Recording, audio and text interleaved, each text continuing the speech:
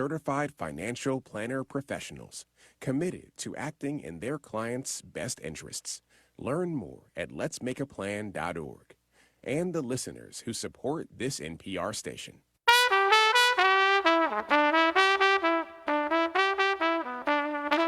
This is Charlotte Talks. I'm Mike Collins. In 4 days, we will mark a year since Hurricane Helene devastated parts of western North Carolina, dropping up to 30 inches of rain and resulting in historic flooding, the loss of property and infrastructure, all at a cost of 108 lives, making Helene the deadliest storm in the state's modern history.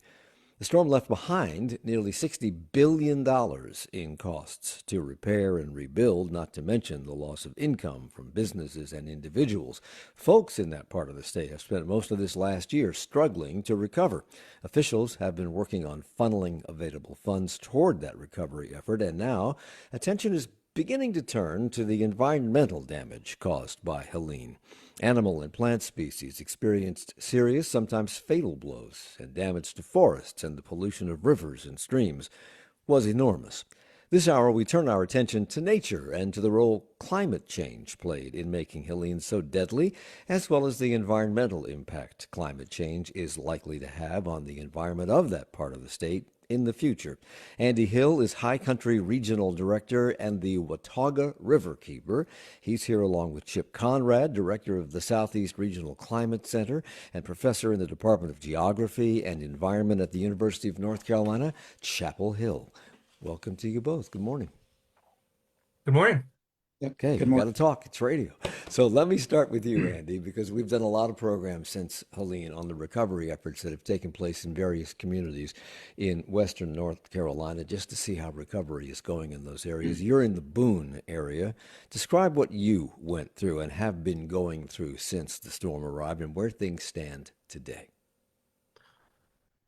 Well, Mike, thanks for having us. Coming up on a year, a lot has changed in a year, so I'm sure we've all seen the news by now, but we've got, as you said, over about 30 inches of rain. The Watauga River came up over 20 feet, wiped out vital infrastructure like roads, wastewater treatment plants, bridges, left many without power for days and weeks.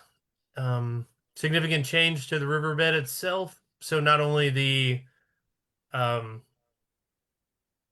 destruction of the flood, but loss of the riparian zone, significant sedimentation to the waterways, pollution, as you mentioned. And since that time, we've been cleaning up, planting trees, clearing the debris out of the streams, fixing infrastructure.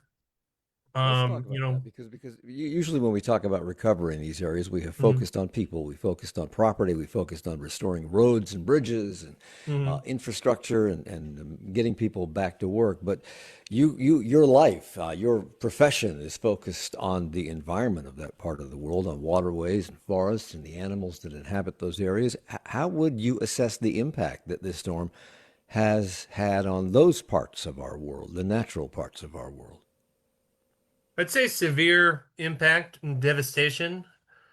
And I'm personally on a personal professional level, I was crushed in the days following the storm, both by the tragic loss of life, damage to the built environment, but I was devastated by the environmental changes. But as the recovery progressed, I was reminded that our rivers are resilient, like our Appalachian communities, and that rivers work on geologic time. And this isn't the first severe flood event the Watauga has seen, and recovery, resilience of the waterways is going well. Well, that was going to be one of my questions later in the program. Obviously, Sure. human beings like you work to restore things to the way they were or prevent further damage from storms that have come and gone. But nature kind of takes care of itself, is what I'm hearing you say, over time. Should people get in the way of that and advance it, push it along? Well, it's an interesting question, Mike. Personally, I think that is our role as users and stewards of a resource to do all we can to jumpstart that natural recovery, because things, choices we've taken as human beings impact to the waterways. There are things we can do to mitigate the impacts of, say, stormwater runoff or development. Jump starting the recovery process. One of our favorite activities, especially when we're feeling hopeless and forlorn in the face of climate change and its impacts, is reforesting the watershed. So one of my favorite activities is planting live stakes, which are dormant cuttings of living trees. Think slips, cuttings about 18 inches long of native species like elderberry, ninebark, silky willow, silky dogwood, sycamore. So we plant tens of thousands of those throughout the Watauga Basin and other basins in West North Carolina every year. Really scale that up, jumpstart the recovery. So what we know is these native species will come back and propagate, but in sometimes, particularly following a severe storm event like this, you'll see significant erosion, loss of tree cover. And one concern that requires human intervention is the spread of non-native invasive plant species, things like multiflora rose, Japanese knotweed, Oriental bittersweet, mile-a-minute weed, things like that. And the non-native plants can be detrimental to the local ecosystem. So one human intervention we take to increase resilience and recovery is planting these native trees. Planted about 35,000 trees since the storm. Scale up, plant hundred thousands more this planting season. And I think that is a kind of a vital step from human intervention on the recovery of river. We're also here with Chip Konrad, who studies geography and the environment at UNC Chapel Hill. It's been a relatively quiet hurricane season so far this year, although we do have a monster hurricane in the Pacific that's heading toward Hong Kong at the moment, and another in the Atlantic that's not going to threaten the East Coast at all. But last year, the big storm, for us at least, was Helene, as we've been talking about for that whole year. And the Weather Service has become increasingly accurate, or at least it had to that point, in predicting paths and when things would occur and what would happen when they did occur.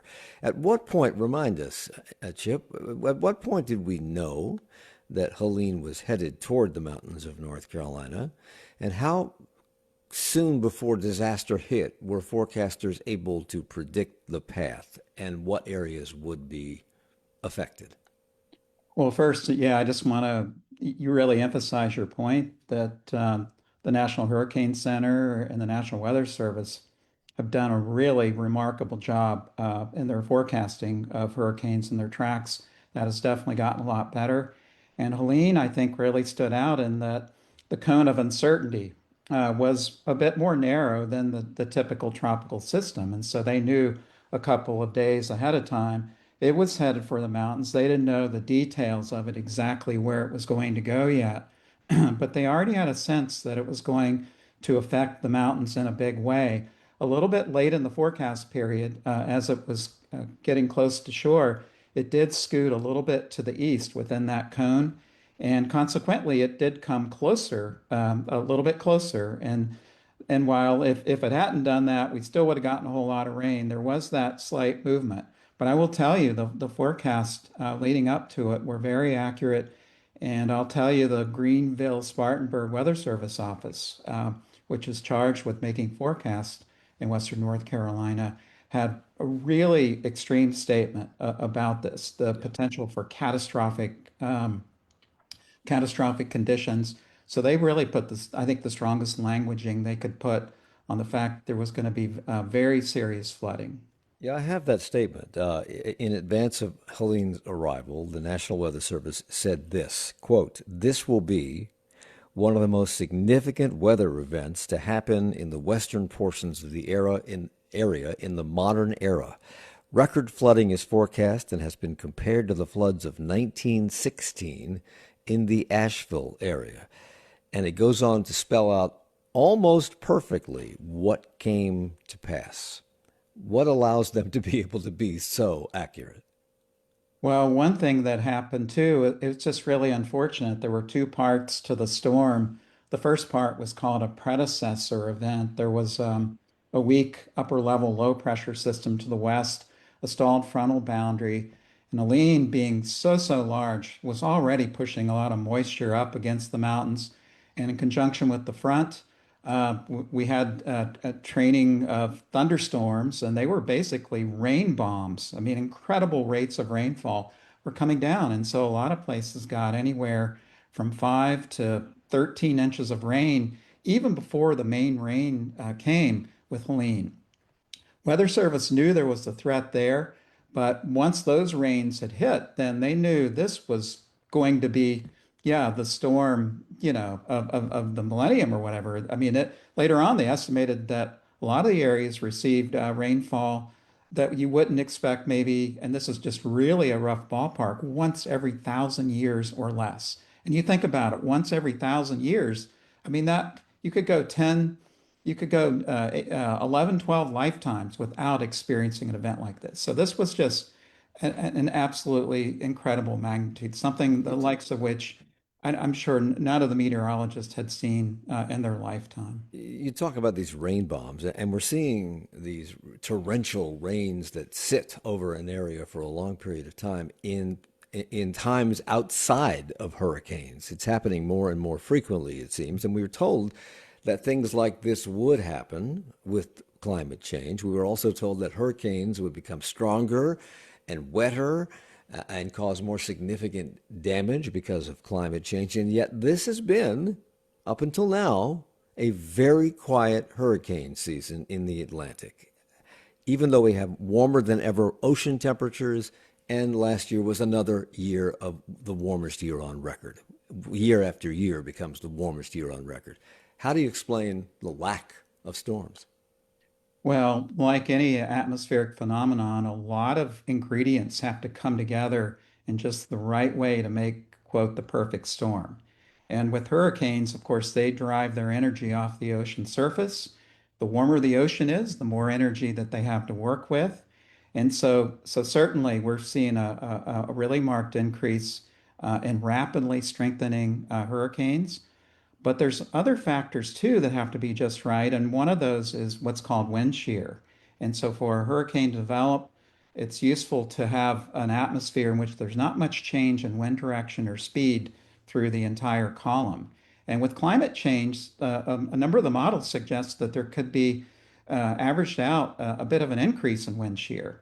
And so there's a few aspects of climate change that actually can inhibit hurricane formation. And we've seen this year all kinds of factors. One of them is Saharan dust that's blowing off Africa and blows off into the main formation region in the eastern and central Pacific Ocean. And that can thwart the development of hurricanes. And it also can cool the ocean down. So I guess what I'm getting at here is it's very complex.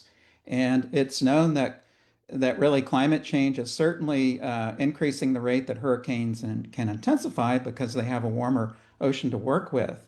But it isn't clear actually that we're going to see more hurricanes or tropical systems in general. In fact, if you look over the last 30 or 40 years across the entire globe, there's actually been a bit of a decrease in the overall numbers of tropical cyclones, which would be hurricanes and tropical storms.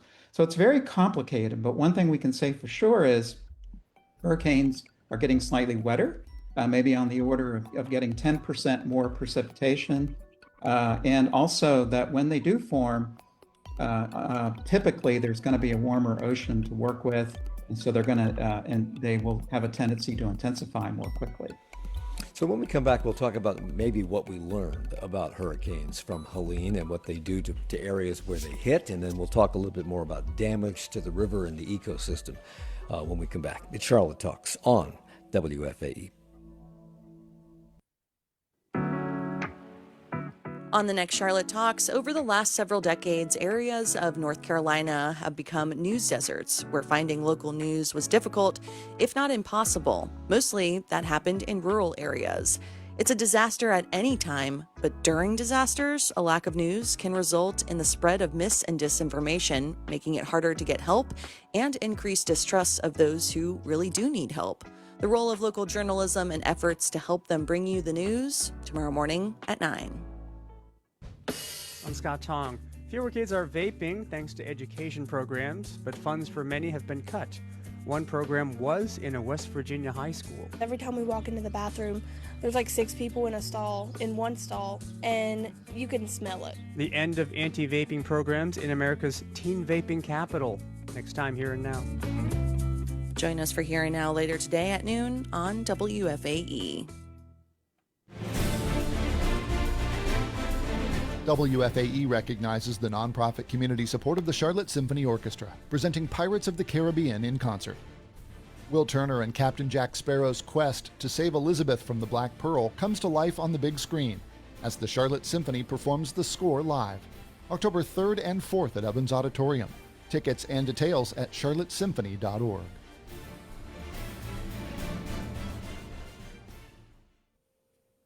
It's Charlotte Talks on Listener Funded 90.7 WFAE and WFHE. I'm Mike Collins. As we approach the one-year anniversary of Helene, we are taking a look back on what Helene did and how climate change is impacting the formation and what these storms do. We're talking about that with Chip Konrad, who's director of the Southeast Regional Climate Center and professor in the Department of Geography and Environment at UNC Chapel Hill. And we're also talking about restoration of ecosystems that have been damaged by Helene, particularly in the Boone area. And we're focusing on Boone this morning because Andy Hill is with us. He's High Country Regional Director and the Watauga Riverkeeper. Before we move on to some of the ecosystem situations, Chip, one thing we know about all these hurricanes is that it only takes one storm to really cause major damage. I don't care what part of the country you're in, whether it's Miami Beach or whether it's in Western North Carolina. One storm will do you in. What did we learn from Helene about how these storms impact interior sections of the country, not the coast? Well, I would say that more than anything, I think we were reminded that we see this phenomenon periodically. And of course, fortunately for us, in the interior and the mountains, we don't see hurricanes very frequently.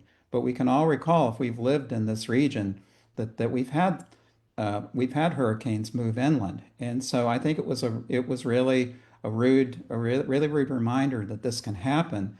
The Weather Service, I think, and I can speak for myself here too, we were aware, that you could get this kind of thing, but I don't think we realized just how extreme it could possibly be. And I think Helene, there were so many things that came together in just about, quote, the perfect way to make this really the storm of the millennium. And I think no matter how wise you are or how much you know about meteorology, to literally see this happening, it becomes a learning experience. We learn more, but I think we already had certainly an understanding of the atmosphere and how this could happen. And in the immediate aftermath, everybody is focused on human beings and property loss and loss of life and recovery and getting people back on their feet. But a secondary disaster took place as well, not just in Boone, but throughout the mountains of Western North Carolina. And that's something that we really haven't concentrated on. You probably have, because that's your job. Are you getting sufficient resources to help you do that job, or has all the money and all the effort and all the attention been focused toward the primary disaster, which affected human beings? We are getting some resources. One thing that we're particularly proud of at MountainTrue is our strong advocacy program. So that's generally focused on policy, both state and federal. MountainTrue is home to 5 Riverkeeper programs across Western North Carolina. So that provides kind of a powerful advocacy voice. Employ a full-time lobbyist in the General Assembly, and we work diligently on the 2 Helene relief bills that passed the General Assembly earlier this year. We made sure to include in these relief packages funding for our rivers. While it wasn't enough, I think, to put Western North Carolina back together is certainly a good jump start. And one of those I'd like to highlight is a partnership with the Department of Environmental Quality. So this is the intersection between the human environment, the built environment, and the natural world.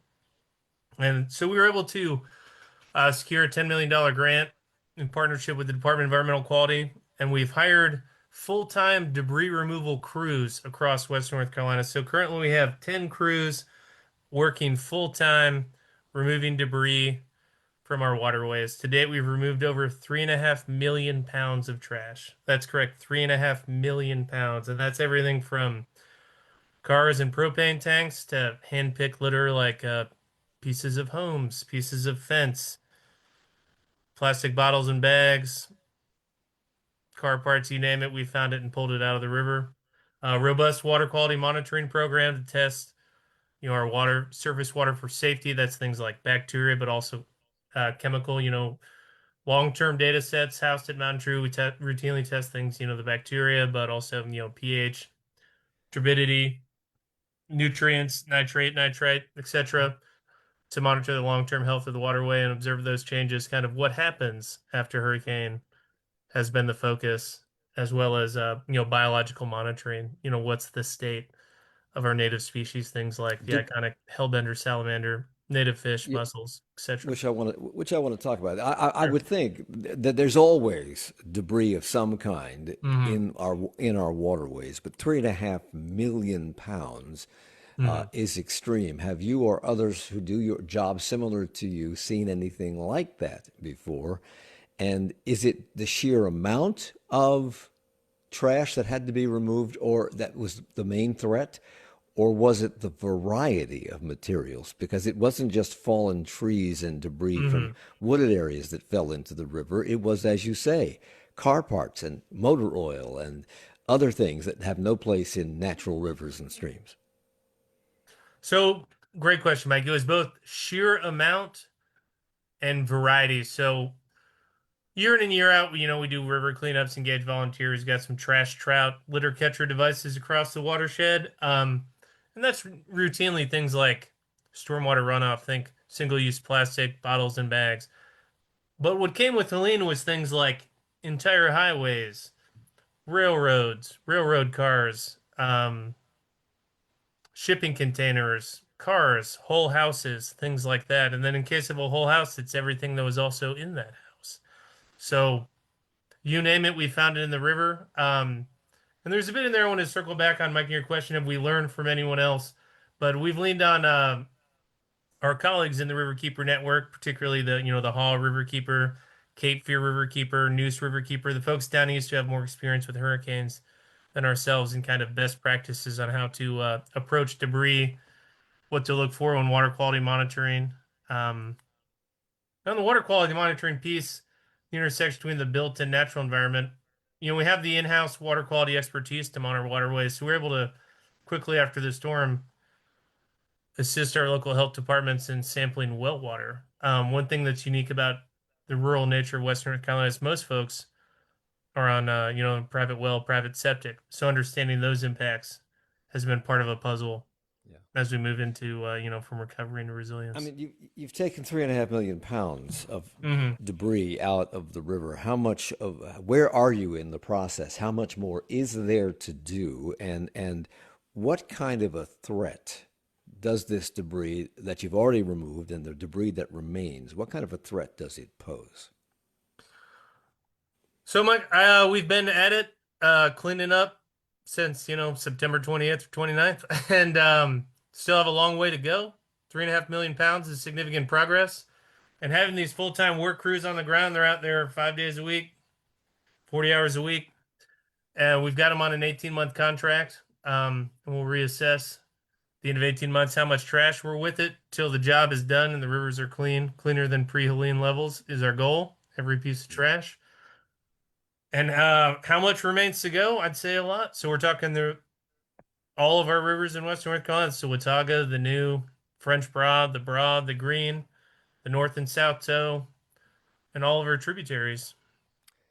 You are also involved with an organization called MountainTrue, and MountainTrue puts out a swimming guide to let people know where it is safe to swim. How do you determine the safety of the water for swimming? And are you looking at debris, or are you looking at actual pollutants in the water that if people ingest it could get sick?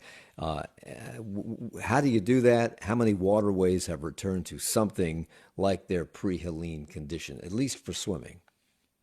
Great question. So MountainTrue, home to 5 riverkeepers across Western North Carolina. And we operate a program called the Swim Guide from Memorial Day to Labor Day.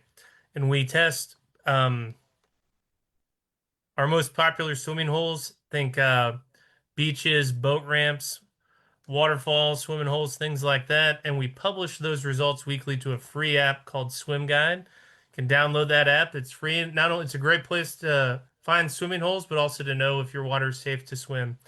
So we operate on the North Carolina State bacteria standard, recently adopted E. coli standard for surface water after years of advocacy.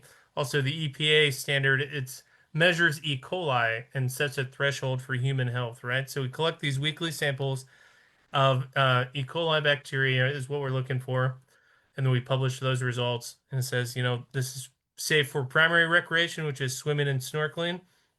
Believe it or not, Mike, Western North Carolina is home to some of the best snorkeling you'll ever be fortunate enough to experience. Think colorful native fish like the tangerine darter, also kind of species like the hellbender salamander. But the swimming has returned to normal levels. We're here. We've wrapped up our 2025 swim guide season. Our State of the River report will be forthcoming, but all this data is live on the Swim Guide app or at swimguide.org. You can view the data, and in most places across West North Carolina, water quality has returned to pre-Helene levels, or in some places improved significantly. When you have such an extraordinary amount of debris in a river, and the variety of debris is so extraordinary that things that do not and never fall into rivers are in these rivers and streams throughout Western North Carolina, what does that do to the ecology? We know that fish and other wildlife in the river help keep the river clean, but what does it do to those populations? Well, certainly, I would call it severe local impact. And the primary issue following Helene that we've observed that will have the longest lasting effect on ecological health is sedimentation. By sedimentation, I just mean erosion, stormwater runoff, bank failure. We're talking about mud. So the waterways of West North Carolina are unique in our state because they're generally clean, clear, cold water fisheries. Things like trout, native fish like tangerine darters, northern hogsuckers, our native mussels like the elk toe, the green floater, and the hellbender salamander. They all need really clean, cold, pure water, oxygenated water to survive. And when the influx of both, sedimentation and pollutants like commonly found in stormwater runoff, like elevated bacteria, brake dust, motor oil, petrochemicals, things like that can have a severe localized impact on ecological health. Chip, when Helene brought flooding, it brought wind, it brought landslides, it took down thousands of trees. We've already talked about all the things that were swept away by floodwaters and ended up in rivers and streams and along river banks. How did Helene change the geography of Western North Carolina, and have other storms had the power to do anything similar? Well, as was mentioned earlier, we get these storms, and when we look at it on a geologic time scale in the order of thousands to millions of years, those are storms that really shape the mountains. They shape the stream basins. If you're on a hike or something along any stream, you will see huge cobbles and boulders and things like that. And those were deposited from storms like this that happen once every 1,000 to 10,000 years. And so these storms are the big shapers of our systems. But of course, they do a lot of short-term damage. Then the streams gradually adjust themselves. But they're the ones that do what geomorphologists call the work of erosion to carve out the streams, and also on longer geologic timescales actually carve out the many beautiful valleys that we see there. And Andy, that's part of nature. That's been happening since the beginning of time. And what the Western North Carolina mountains look like today is not what they look like probably in 1300. Things are different, and man has changed the look and changed the geography. But when things happen so quickly because of a storm with the intensity of rainfall that Helene has, I guess they bring their own environmental concerns. Is this something that we just should look at as, well, that's what nature does and do the best we can? Or how should we look at this, I guess is the question. How do you look at it? I look at it through, kind of a data-informed eye towards resilience. And that's both resilience. What I mean is minimizing impacts to I like to say the intersection between the built and natural environment a lot. So absolutely agree with Chip. Sediment transport, geomorphology, that's the natural function of rivers. But what we can do to alleviate or minimize the impacts is something I think is a conversation topic that's receiving new attention and new light, particularly in Western North Carolina. Activities we can take, like removing obsolete dams off of the landscape, reconnecting the river to the floodway and the floodplain, also reforesting what we call the riparian zone. That is the tree cover, the vegetation from the river's edge to the top of the riverbank, ensuring that there's a healthy riparian buffer. It filters the stormwater, but that reconnection, reconnecting the river to the floodway, something we take very seriously at MountainTrue. Ironically or fortuitously enough, just before, about a month and a half before Helene hit, we removed the Shoals Mill Dam with our partners at American Rivers and North Carolina Wildlife Resource Commission. And the Shoals Mill Dam on the Watauga River is an obsolete mill dam. It used to be a town called Shoals Mill, just outside of Boone. And in 1940, more folks lived in Shoals Mill than lived in Boone, which is the county seat of Watauga County, home to Appalachian State. And that dam had not functioned. It was a hydropower dam for the timber industry, sawmill. And that dam was wiped out in that community in the 1940 flood. And that dam stood as a barrier to aquatic connectivity, sediment transport, kind of the natural function of a river until removal in August of 2025. And when you have these obsolete dams on the structure, we see in a rise in impacts of flood events. Some dam proponents argue that a dam provides flood control. We see in a non-functioning, poorly maintained or obsolete dam that these dams become hazards, and they'll kind of block up the river flow just enough to build a flood crest. And we'll either carve out around the dam, cause the dam to fail. We saw that, in our own communities, like in Marshall, the Capitola Dam, dams in Asheville, Lake Lure, Chimney Rock, things like this. So I think removing these obsolete dams from the landscape, reconnecting the river to the floodway, being mindful of where you place impervious surface, these are all things that we can do to alleviate or minimize the impact of future storms. We're having these conversations about people who live along the coast with these recurrent storms that cause homes to fall into the land and bridges, into the water rather, and bridges to collapse. When we come back, I want to ask you, now that this storm has come and gone and you've seen the damage that it did to property, and you've seen the damage that you had to remove from rivers and streams, should we do a better job of controlling where people live and where businesses locate along these rivers and streams and near forests and other natural areas? We'll get an answer to that when we come back. It's Charlotte Talks on WFAE.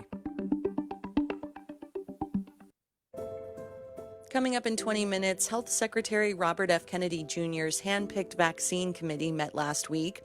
Now, health advocates and vaccine skeptics are scratching their heads. It voted to stop encouraging COVID-19 vaccines, tabled a decision about hepatitis B immunizations for babies, and much more. That's in 20 minutes on 1A.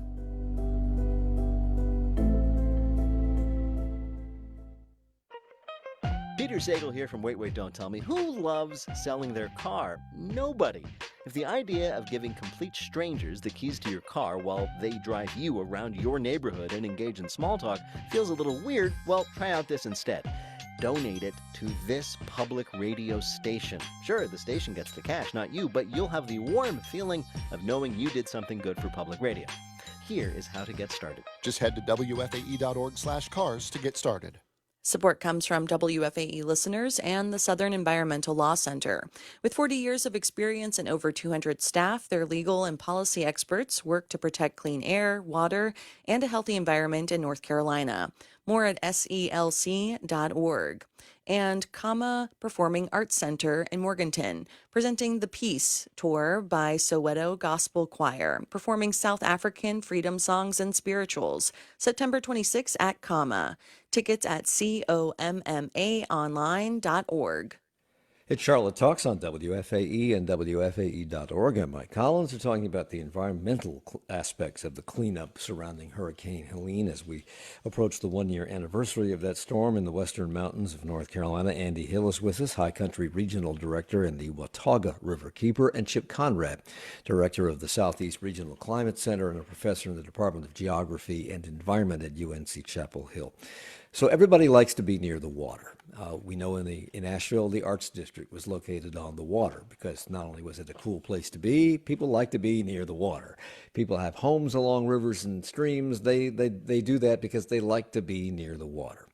And as these natural disasters have become stronger and more damaging, as forest fires seem to be more plentiful, and yet people continue to build in forested areas, should we, Andy, be taking a look at that? Should we reconsider how close to a river or stream homes and businesses and highways can be located?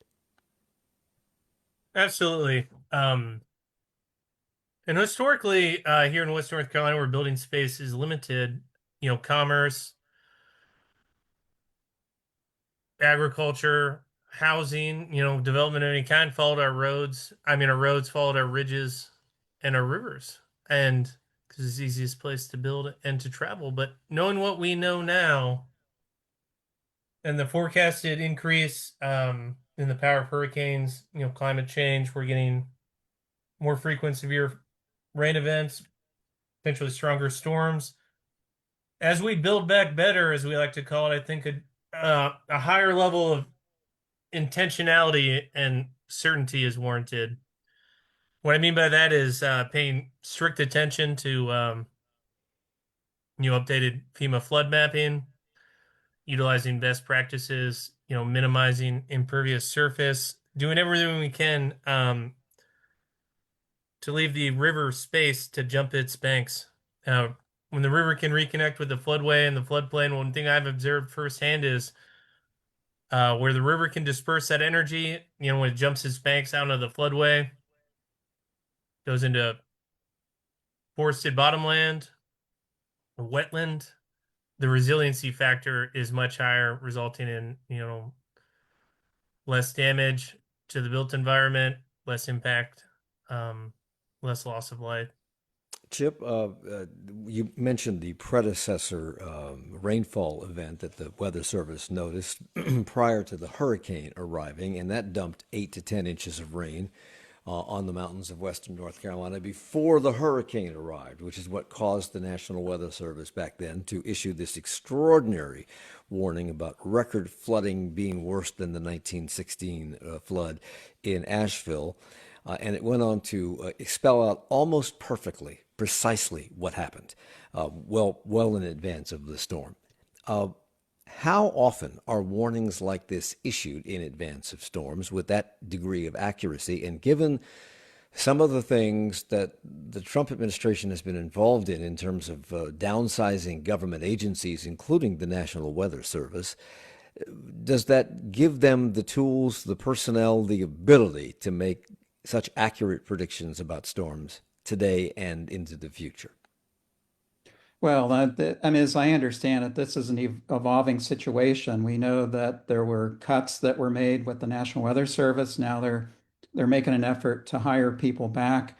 I think there appears to be some recognition finally amongst the administration how critically important the National Weather Service is, and hopefully that gets extended to some of these other government agencies. But it's just absolutely critical. And the question there too of how frequently a Weather Service office issues a statement like this, I've only seen a few in my adult life, honestly. The last one I can remember was Hurricane Katrina.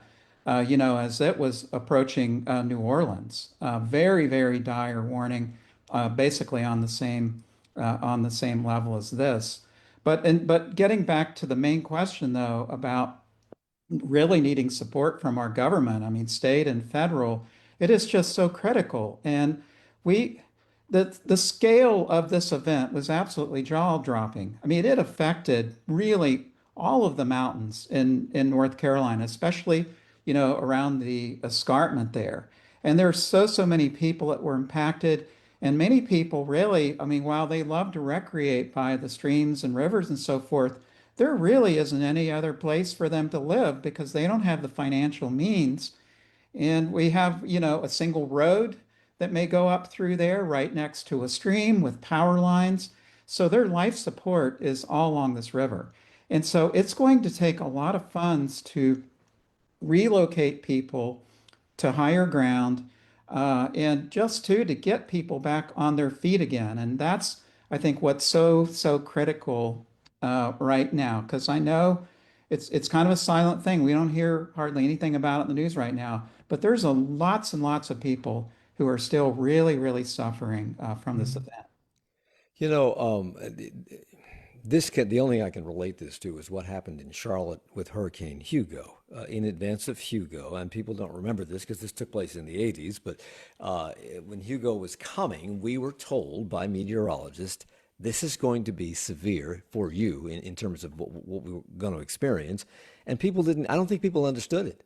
And they woke up the next morning and they realized, my gosh, I have no power. Trees are down everywhere. I can't go anywhere because trees are across the streets. The power was out in some cases for 3 or 4 weeks in some areas of Charlotte, North Carolina. Now, you take a storm like Helene and put it in the mountains, and the devastation is quantifiably larger and longer lasting. Andy, even with the warnings that the mountains got, do you think that people understood, ordinary people, and did you, as a person who deals with the ecology of the river, understand what was coming? No, Mike, I don't think that we did.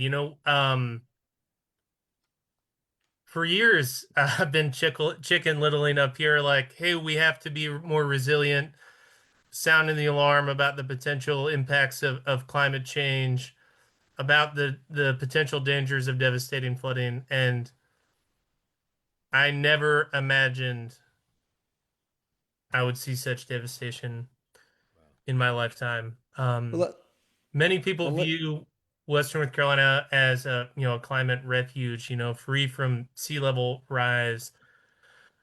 Generally cooler temps, when you're down there in Charlotte baking in the summertime, we might hit 75, 80 degrees up here.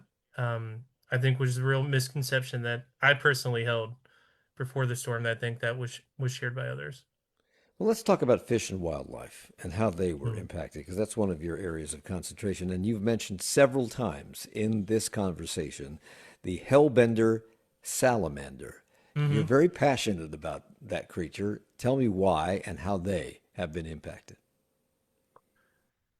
Thank you, Mike. One of my favorite topics. So the hellbender salamander, for those who don't know, is North America's largest salamander. It's native to the Southern Appalachians. We're really all across the Appalachians, but it's a species in peril because it needs clean, cold, oxygenated water and a healthy stream bed. They live under large rocks, rocky cobble, and they're a long-lived salamander.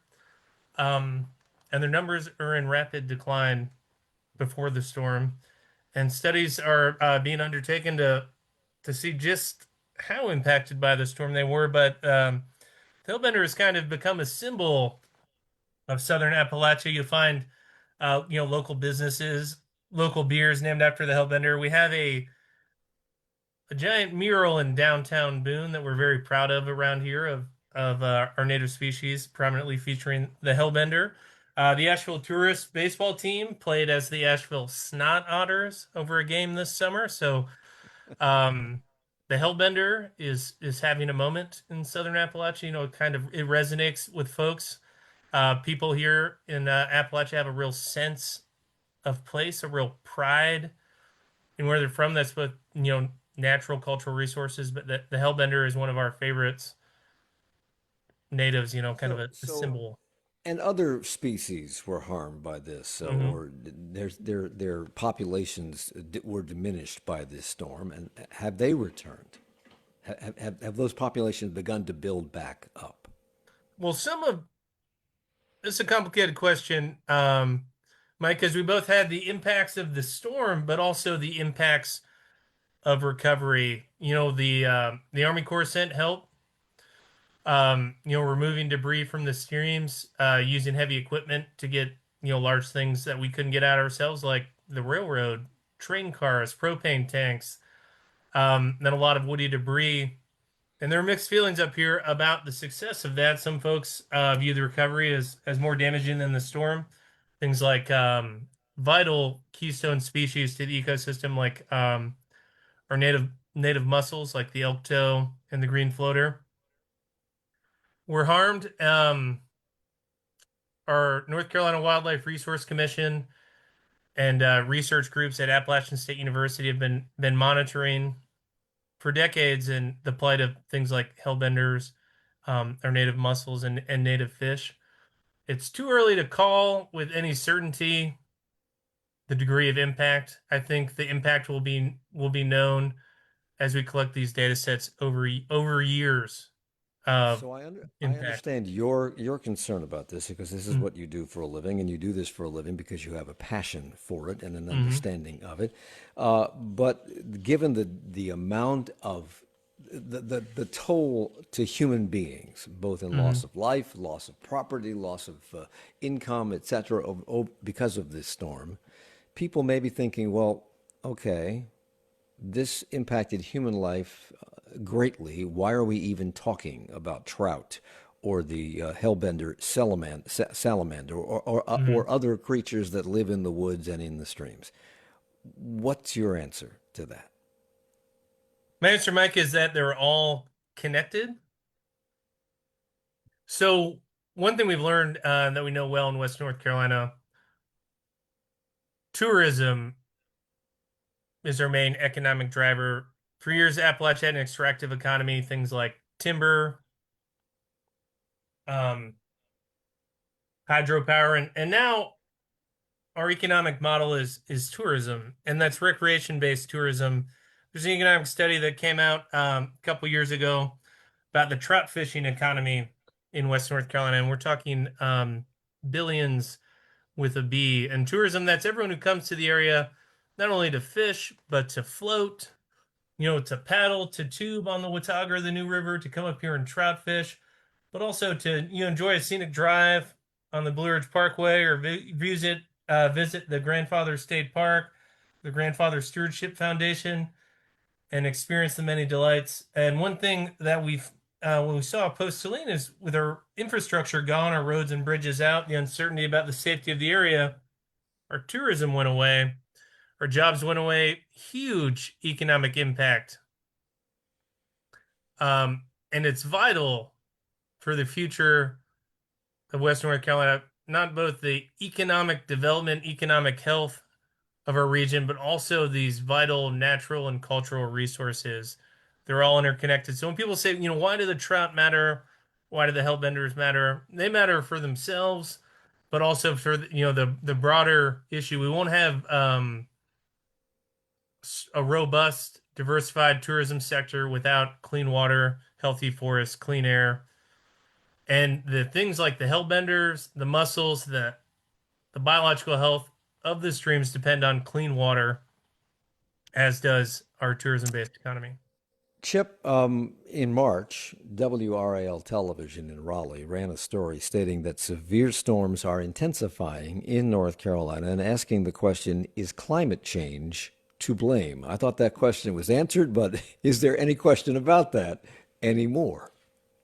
Well, we got to be really careful when we talk about this because we've always had severe storms. We will have them in the future with climate change, without it. But what climate change is doing for certain types of extreme storms is intensifying them. And that's, very much the case with hurricanes. I will tell you with thunderstorms, we're not necessarily having more severe thunderstorms, but what we are having is a longer spring season. So our shoulder seasons are getting longer as the climate is warming up. And so we're getting a bit longer period, each year, in which we can get severe storms. So climate change is in there. It's very important and we need to do things about it. But we need to recognize that living here, in North Carolina, we get different types of severe weather. Climate change is adding on to that. And I want to say here too with Helene, climate change did not cause Helene. Helene would have been very bad without climate change. Climate change made it worse. Okay. Climate change has resulted in these weather extremes, hotter summers, wetter storms, more frequent serious flooding, more forest fires. We've talked about recovery this morning, Chip. Are we taking adequate precautions to protect ourselves from this in the future? Are we changing, for instance, building codes or where people can live to protect against higher winds and more frequent flooding, etc.? And if we're not doing it, should we be doing it? Well, we absolutely need to be doing it. And I think the government is doing the best they can, given the resources that they have. But we When you need say to the be, government, are you talking about the state or the federal government? I know the state is doing a tremendous Okay. amount. I don't know much about what the federal government is doing, and I'm not going to comment on that because I'm Okay. kind of on the outside of it. But I will tell you with a lot of conviction, we need to be doing a lot more. I will also, too, in closing, want to say that a lot of people were traumatized by this event. And they're just very worried. And every day they're looking out there, in the Atlantic or the Gulf. Is there anything there? Is this going to happen again? And I want to tell them that while they need to be absolutely prepared for something like this happening again, this was an incredibly unusual event. Very unlikely that they would experience an event like this again in their lifetime. You can't rule it out and you need to be prepared. But we also just need to look at this in a pragmatic way. It was an incredibly unusual event. Chip Konrad is director of the Southeast Regional Climate Center and the professor in the Department of Geography and Environment at UNC Chapel Hill. And we were also joined this morning by Andy Hill, who is the High Country Regional Director and the Watauga Riverkeeper. Thank you both for the hour.